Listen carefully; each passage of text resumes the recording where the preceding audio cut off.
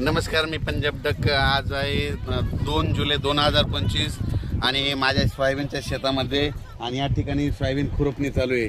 तर सर्व शेतकऱ्याला सांगू इच्छितो, सोयाबीन ज्याला सोयाबीनला उतार काढायचा आहे तर त्यांनी सोयाबीन खुरपली पाहिजे, आणि ज्याला उतार कमी काढायचा त्यांनी तणनाशक मारायचं, आणि ज्याला त्यांच्यापेक्षा कमी काढायचा उतार त्यांना कोळपायची, आणि ज्याला जास्त उतार काढायचं त्यांना खुरपावं लागते. म्हणून हे माझ्या शेतामध्ये सोयाबीन खुरपणं चालू आहे. आष्टी भागातील हे लेबर आणलेले आहेत, आणि या ठिकाणी आणि शेतकऱ्याला या ठिकाणी अंदाज देणार आहे. राज्यात आज आहे 1 जुलै.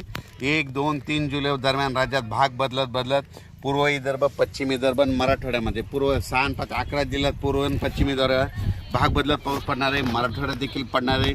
सांगायचं झालं तर हा पाऊस बीड जिल्ह्यात देखील आहे, लातूर जिल्ह्यात देखील पडणार आहे, धाराशिव देखील जिल्ह्यात पडणार आहे, परभणी जिल्ह्यात देखील आहे, हिंगोलीकर देखील आहे.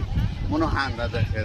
पण राज्यात सांगायचं झालं तर नांदेड जिल्हा, हिंगोली जिल्हा, वाशिम जिल्हा या ठिकाणी भाग बदलत पाऊस पडणार आहे. म्हणून हा अंदाज लक्षात, म्हणजे 3 जुलैपर्यंत हा पाऊस पडणार आहे. म्हणून हा अंदाज लक्षात येतात. राज्यातल्या सर्व शेतकऱ्याला सांगू इच्छितो की जसे वेगवार बसेल तसे शेतीचे कामं करत राहा.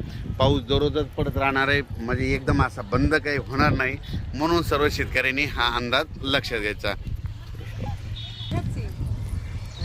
तर राज्यातल्या सर्व शेतकऱ्याला सांगू इच्छितो की बीड जिल्ह्यात काही भागात पडला, आज ह्या 2, 3, 4 जुलैपर्यंत तिकडे देखील काही भागात पाऊस पडत जाईल.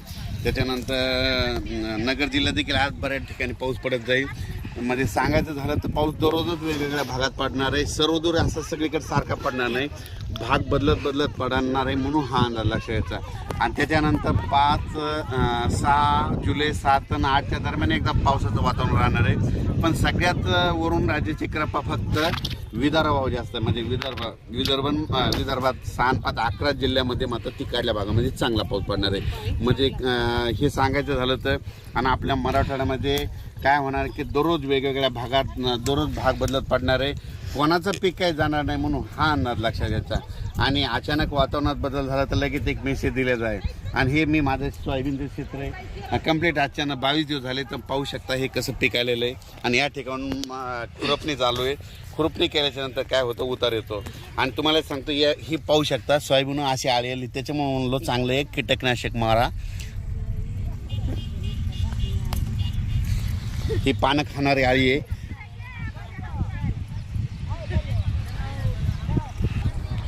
तर त्या आळीबद्दल एक चांगलं कंपनीचं कीटकनाशक मारा, त्याच्यामुळे कंट्रोल होईल. नसता पानं खाणारी ती आळी आहे, म्हणून हे सगळ्यांनी लक्ष द्यायचं. पण राज्यात मात्र कोकण पट्टीतला घाटमाथ्यावरला पाऊस ते मात्र चालूच राहणार आहे. त्यांनी द्राक्ष बागायतदारांनी तुम्ही तुमच्या फवारणीचा तयारी ठेवा, कारण की तुमचा पाऊस काय बंद होणार नाही.